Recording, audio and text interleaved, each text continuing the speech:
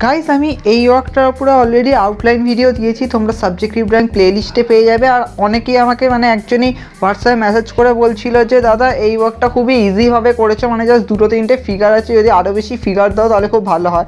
তো স্পেশালি তো এই ভিডিও মানে এই ওভারঅল টপিকটা আমাকে যে দিয়েছিল সে অনেকই ছোট, মানে গ্রুপের পার্টিসিপেন্ট, তো তাকে ছোট্ট মানে কম ফিগারে কাজটা দিতে হবে, বলেছিল যে খুব সিম্পলভাবে করতে। তাই জন্য দেখো মিনিমাম তোমাকে ফিগার দিতেই হবে যখন তুমি সাবজেক্টিভ র্যাঙ্ক করছো, তাতে মিনিমাম তুমি 3-4টে ফিগার তো রাখতেই হবে। তাই জন্য আমি ফোকাসে একটা ধরো এরকম মানে ফিগার করেছি সামনে, যদি তুমি দেখো তাহলে কিন্তু এখানে ওভারঅল কিন্তু 2-3টেই ফিগার আছে, তার বেশি কিন্তু ফিগার নেই। বাট হ্যাঁ এই ওয়ার্কটায় কিন্তু ওভারঅল আরও মানে কি বলবো মানে আরও ভালো মতোভাবে ক্রিয়েটিভভাবেও করা যায়। যেমন ধরো তুমি একটা রাস্তা করতে পারো, সেখানে হয়তো এরকম মানে স্টলটা পুরোপুরিভাবে দেখালে, সেখানে হয়তো লম্বা একটা লাইন রয়েছে, পাশে হয়তো কোনো একটা রিক্সা রয়েছে, মানে এরকম হয়তো একটা রোড সিনকেও দেখাতে পারো। সেটাতে কিন্তু আরও বেশি তোমাকে কাজ করতে হবে, অনেকটা কিন্তু সময়ও লাগবে।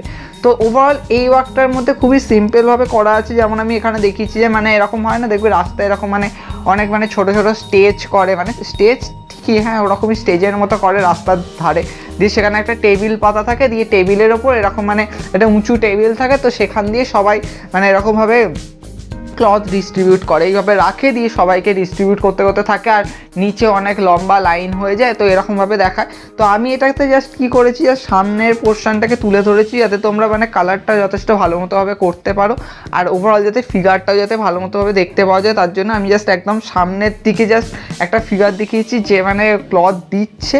আর হ্যাঁ এখানে আমি কোনো মাস্কের ব্যাপারটা করিনি, করা যেতেই পারতো, আচ্ছা আমি এখানে মাস্ক করিনি, বাট এনিওয়ে আমি তাড়াতাড়ি কাজটা করছিলাম।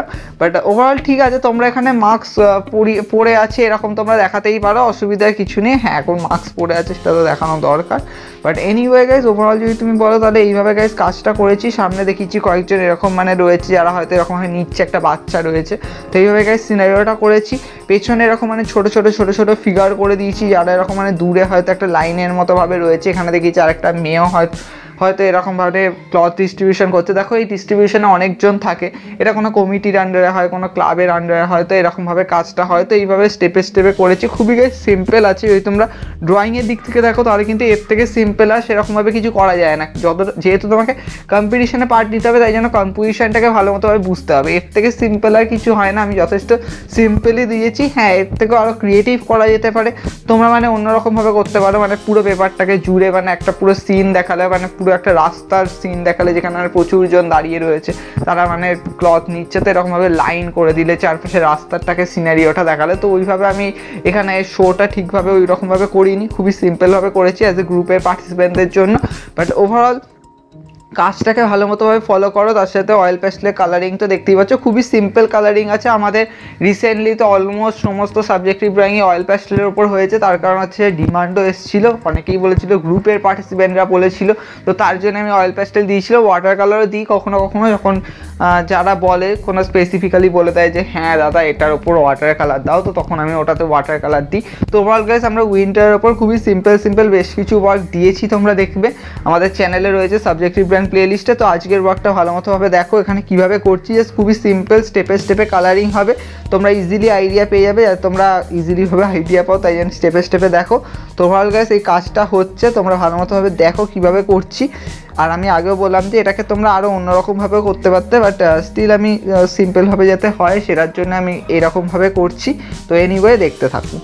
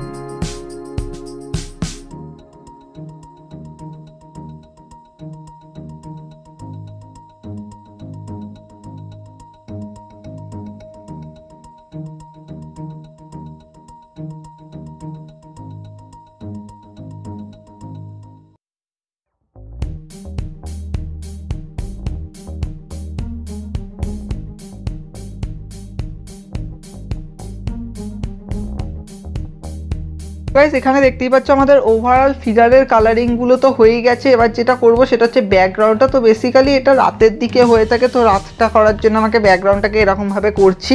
তো এখানে দেখতে পাচ্ছ ফার্স্টে উপরে ব্ল্যাক দিয়েছি, তারপরে পুশেন ব্লু দিয়েছি, তারপরে একটুখানি ইয়েলো রেড এরকমভাবে মিক্স করে করে কালারটা দিচ্ছি। তো এটা কি করছি জাস্ট শুধুমাত্র তাড়াতাড়িতে যাতে ব্যাকগ্রাউন্ডটাকে কমপ্লিট করা যায়, তো তার জন্য করছি। কীভাবে করছি তোমরা ভালো মতোভাবে ফলো করো, তাহলে তোমরা ইজিলি আইডিয়া পেয়ে যাবে। তো এখানে ফার্স্টে দেখতে পাচ্ছ আমরা নিচের দিকে এরকম জাস্ট ফিগারের স্কিন কালারগুলো এরকম জায়গাগুলোকে জাস্ট কালার করে দিচ্ছি, ব্রাউন দিয়ে শেড দিয়ে দিচ্ছি। তো ওভারঅল এটা তো হয়ে গেছে। তারপরে গাইজ আমরা যেটা করব সেটা হচ্ছে যে আকাশের যে পোর্শনটা আছে ওই পোর্শনটাকে গাইজ আমরা টিস্যু পেপার দিয়ে ব্লেন্ড করব। যেমন তোমরা অন্যান্য পোস্টার ড্রয়িংও দেখে থাকবে যে আমরা টিস্যু পেপার দিয়ে ব্লেন্ড করে থাকি। তো ওইভাবে গাইজ আমরা টিস্যু পেপার দিয়ে ব্লেন্ড করব, অ্যান্ড করতে করতে এটাকে যথেষ্ট স্মুথ করার চেষ্টা করব যাতে পুরোটা যাতে মিক্সড হয়ে যায়। পুরোটা বলতে গেলে মানে এই ব্যাকগ্রাউন্ডের পুরো জায়গাটা মিক্সড হয়ে যায়। তারপরে আমরা যেটা করব সেটা হচ্ছে আমরা 8B পেন্সিল বা তোমরা গ্লাস মার্কিং পেন্সিল ইউজ করতে পারো। তো সেটা দিয়ে গাইজ আমরা এগুলোকে পুরোটা বর্ডারিং করব। তো বর্ডারিংটা তো আমাদের করতেই হবে। আমি তো সবসময় বলি যে ইজি করে যাতে যথেষ্ট ভালো যাতে ক্রিয়েটিভ হয় আর যাতে স্পষ্ট যাতে বোঝা যায় প্রত্যেকটা ফিগার তাদের যে স্ট্রাকচারটা, তার জন্য বর্ডারিংটা করাটা খুব দরকার। তো তোমরা গ্লাস মার্কিং পেন্সিলও ইউজ করতে পারো, কিন্তু গ্লাস মার্কিং পেন্সিল যদি মানে প্রচুর যদি মোটা হয়ে যায় তার জন্য আমি বলবো যে 8B পেন্সিলটাকে ইউজ করতে পারো। আর ওভারঅল আমি ব্ল্যাক কালারটা তেমনভাবে ইউজ করি না, যেমন দেখতেই পাচ্ছি আকাশের কালারটা করার জন্য জাস্ট ব্ল্যাক কালারটা ইউজ করেছি।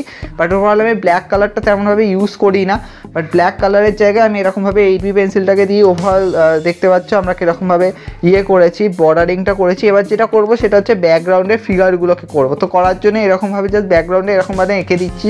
দেখতেই পাচ্ছ গ্লাস মার্কিং পেন্সিল দিয়ে এরকম জাস্ট হালকা হালকা করে করে ধরো ব্যাকগ্রাউন্ডে এরকম মানে কিছু ফিগার রয়েছে, এরকম মানে দেখিয়ে দিয়েছি লাইন হয়ে রয়েছে এরকম মানে বড় বড়।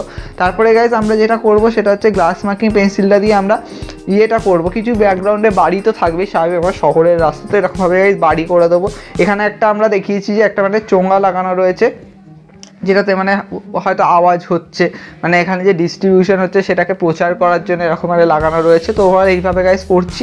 এখানে তোমরা দেখতে পাচ্ছ এরকম মানে ছোটো ছোটো বাড়ি বাড়ি বাড়ি বাড়ি টাইপের করে দিচ্ছি। অ্যাকচুয়ালি এখানে বাড়িগুলো ছোটো, তার কারণ হচ্ছে আমরা যে ছবিটা যেরকমভাবে মানে ক্রিয়েটটা করেছি এটা মানে দেখানো হচ্ছে জাস্ট সাইড দিয়ে ছবিটা তোলা হচ্ছে, তার জন্য ওটা অনেকটাই উঁচু হয়ে রয়েছে। তো এরকমভাবে গাইজ কাজটা করছি, খুবই সিম্পলভাবে হচ্ছে, অনেকটা দূর করে এখানে দেখিয়েছি ওভারঅল স্ট্রাকচারটা। তো আই হোপ তোমাদের এটা ভালো লাগবে। তো তোমরা এটাকে রেডি করতে পারো যে কোনো কম্পিটিশনের জন্য, খুবই সিম্পলভাবে করা, এর থেকে সিম্পল আর হয় না। আর স্পেশালি আমাকে অনেকেই বলছিল যে গ্রুপ এরই স্পেশালি পার্টিসিপেন্টদের জন্য, আর বলছিল অয়েল প্যাস্টেলে যাতে আমি করি। তো তাই জন্য গাইস এটাকে আমি অয়েল প্যাস্টেলে খুবই সিম্পলভাবে করেছি। তো ভালো মতোভাবে দেখো আর নিজেরাও এটাকে ভালো মতোভাবে রেডি করো, তোমরাও কম্পিটিশনে পার্ট নাও। আমাদের চ্যানেল তো কম্পিটিশন হচ্ছেই গাইস। এরপরে দেখতে পাচ্ছি এখানে আমরা একটুখানি হোয়াইট দিয়ে গাইস ডিটেলিং করে দিচ্ছি। এখানে যে বিল্ডিংগুলো যেগুলো রয়েছে ব্যাকগ্রাউন্ডে, তারপর যে ফিগারগুলো রয়েছে ব্যাকগ্রাউন্ডে, তো সেইগুলোকে জাস্ট হোয়াইট দিয়ে এরকমভাবে ডিটেলিং করে দিচ্ছি। তাহলে ওভারঅল ঠিকঠাকই লাগবে। তো আই হোপ তোমাদের এটা ভালো লেগেছে। তো তোমরা এটাকে মাস্ট রেডি করতে থাকো।